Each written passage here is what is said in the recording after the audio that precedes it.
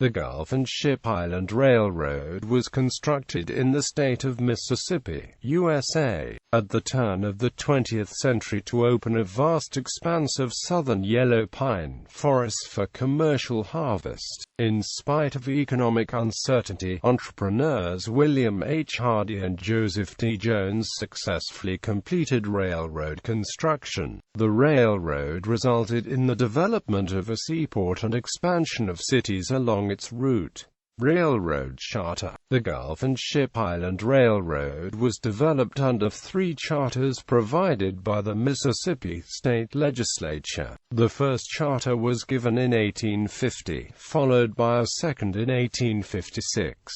The second charter expired and lapsed for 31 years. Because of the American Civil War and Reconstruction, the state legislature validated a third charter in 1887. William H. Hardy. In 1887, William H. Hardy accepted the presidency of the Gulf and Ship Island Railroad with the support of longtime railroad financiers William Clark Faulkner and William Wirt Adams. The railroad was to be constructed as standard gauge, with a terminus at some point along the Gulf of Mexico in Mississippi. Hardy envisioned a railroad that would run from the Gulf Coast north through Mississippi to Jackson, Tennessee. As time passed, Hardy made several important revisions to the lay of the railroad line. He changed the route to cross his New Orleans and Northeastern Railroad at a point he named Hattiesburg, in honor of his wife. Being the original county seat for Harrison County, Mississippi City was preferred as the Gulf terminus for the GNAMP-SIR, but Hardy determined that the town was too far east of the natural deep water harbor protected by Ship Island and proposed a new city, Gulfport, as the revised railroad terminal. Railroad construction begins. Until the end of 1888, construction on the GNAMP-SIR was accomplished using prisoners contracted through the Mississippi State Penitentiary convict lease system. However, the convict lease was terminated when a state commission found abuse of the prison workers. Construction of the railroad continued under the supervision of the Union Investment Company, which fell into bankruptcy, and the Toby Construction Company. But the railroad remained unfinished. W.H. Hardy worked diligently to seek out investors and financiers in the northern and western U.S., as well as in Europe, to bring new capital to the project, but Reconstruction economics compromised his efforts. Hardy's attempts to secure financing could not stop a widespread panic, causing the GNAMP-SIR to fall into receivership in 1896.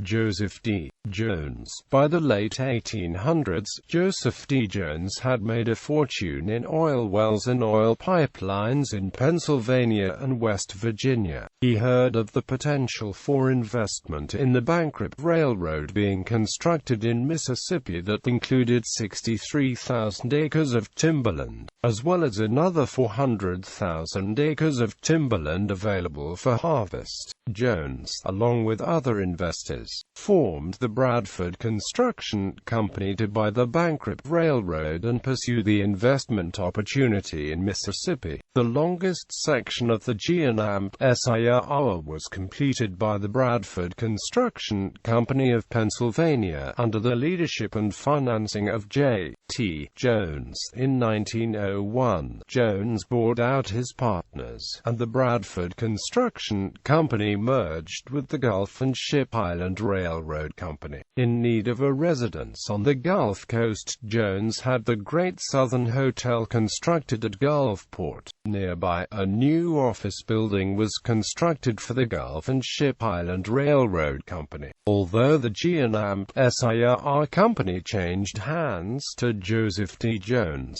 W.H. Hardy remained involved as a board member until 1899.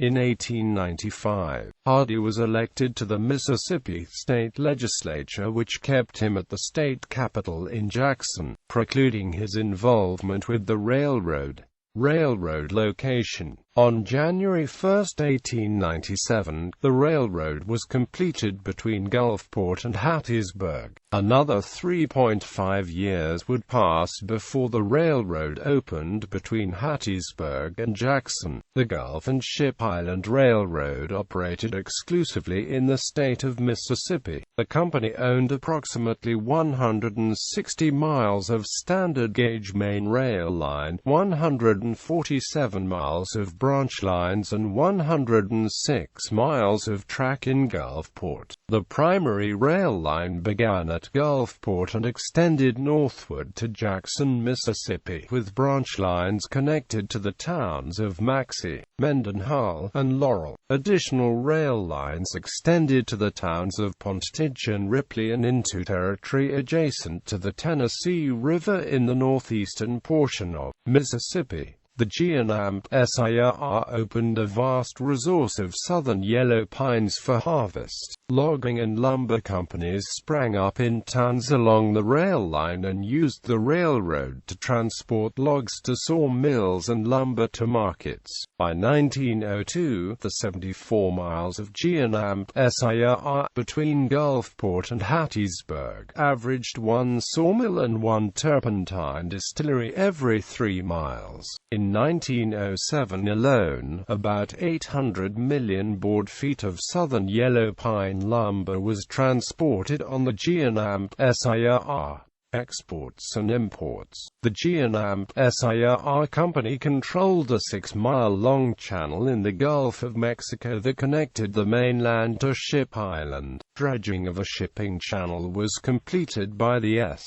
Bullis Company in 1902. It connected Ship Island and the main railroad terminal at Gulfport. The G&M-SIR greatly facilitated the development of the shipping port. Between 1903 and 1907, more than 1 billion board feet of timber was shipped out of Gulfport. In 1908, the first shipment of cotton was exported by steamship. During the early years after port development, some of the items imported through Gulfport included phosphates, iron, pyrite, creosote oil, naval stores and mahogany. From 1910 through 1913, the port of Gulfport shipped and exported more timber than any other port in the world. The state of Mississippi derived substantial benefits from the G&M-SIR. The railroad facilitated the development of towns along its route, gave rise to a booming timber industry, resulted in the creation of the city of Gulfport, and brought about construction of a deep-water seaport. Beginning in 1924, the G&M-SIR operated as a subsidiary of the Illinois Central Railroad but lost its independent identity in 1946.